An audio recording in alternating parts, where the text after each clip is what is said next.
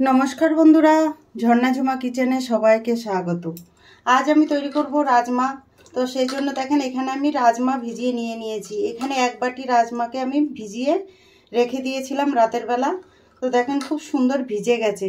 एखन एटाके आमी प्रेसार कुकारे सेদ্ধ चापिए देब। एखाने आमी निये निलाम एकटा प्रेसार कुकार यदि ना थाके कड़ाइतेও आपनारा सेদ্ধ करे निते पारेन। एखन जल सेके सेके राजमागुलो आमी कुकारे दिए दिलाम।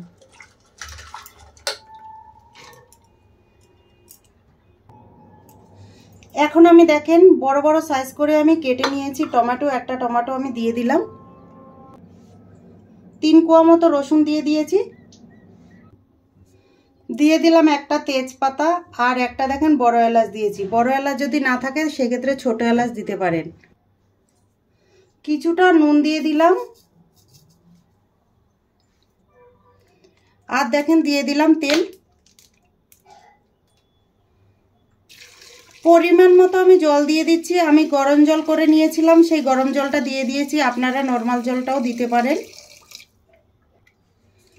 এখন আমি প্রেসার কুকারের ঢাকনা লাগিয়ে 3টে সিটি দিয়ে নেব।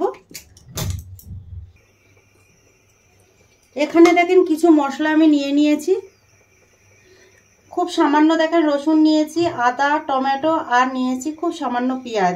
जेहेतु आगे एक बड़ साइजर टमेटो दिएছি सेजন্য আমি আর একটা टमेटो मशलार साथे पेस्ट करब। तो এখন मिक्सिर जार निয়ে নিয়েছি। मिक्सिर जारे देखें दिए दिलाम टमेटो, पेঁয়াজ, रसुन, आदा,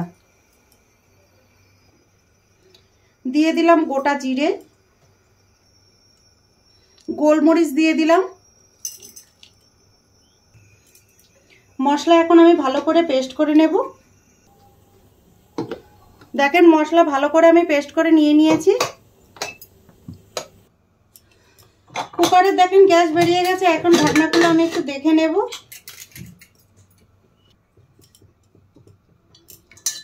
দেখেন খুব ভালোভাবে সেদ্ধ হয়ে গেছে। দেখেন খুব সুন্দর গলে গেছে।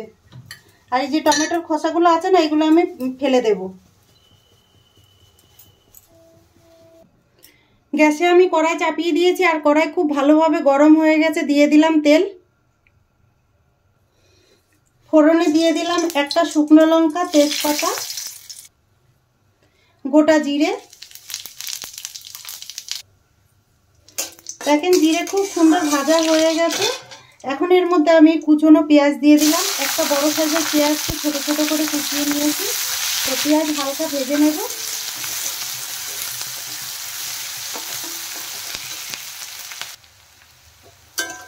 দেখেন পেঁয়াজ কিন্তু হালকা ভাজা হয়ে গেছে, নরম হয়ে গেছে পেঁয়াজ।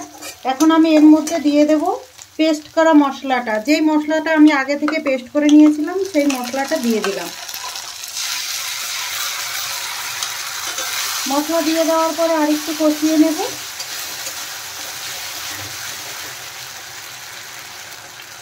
মিক্সি ধুয়ে সামান্য জল দিয়ে দিলাম। এখন আমি কিছু গুঁড়ো মশলা দিয়ে দেব। দিয়ে দিলাম হলুদ গুঁড়ো,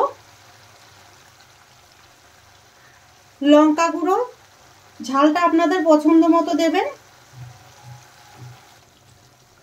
দিয়ে দিলাম ধনে গুঁড়ো। যেহেতু এটা করার সময় আমি জিরে দিয়েছিলাম সেজন্য আর গুঁড়ো দিলাম না। সামান্য নুন দিয়ে দিলাম। আগে নুন দেওয়া আছে সেজন্য মশলা হিসাবে আমি নুনটা দিলাম। আপনারা টেস্ট করে নুন দেবেন। এখন সব মশলা ভালো করে কষিয়ে নেব। যতক্ষণ মশলা ততক্ষণ কিন্তু কষিয়ে নিতে হবে। দেখবেন কষাতে কষাতে মশলা খুব ভালোভাবে মশলা থেকে তেল রিলিজ করে দেবে। তারপরেই দেখবেন মশলা কষানো হয়ে যাবে।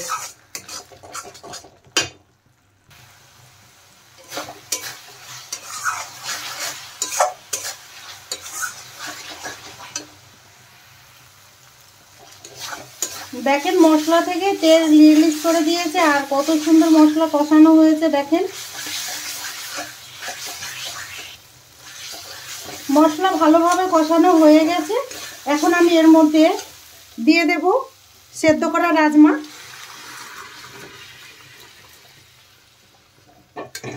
রাজমা দিয়ে দেওয়ার পরে আরেকটু নেড়ে দিচ্ছি। সামান্য দেখেন গরম জল দিয়ে দিলাম। এখন নেড়ে চেড়ে ভালোভাবে ফুটিয়ে নেব।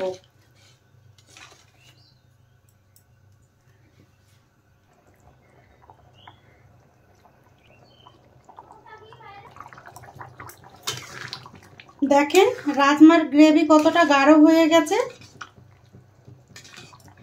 আর খুব সুন্দর গলে গেছে রাজমা। দেখেন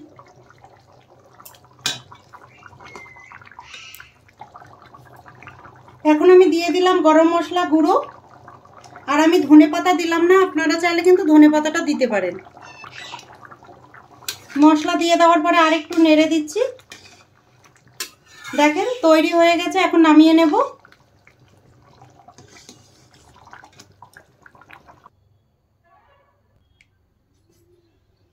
এখন আমি দেখেন বাটিতে নিয়ে নিলাম।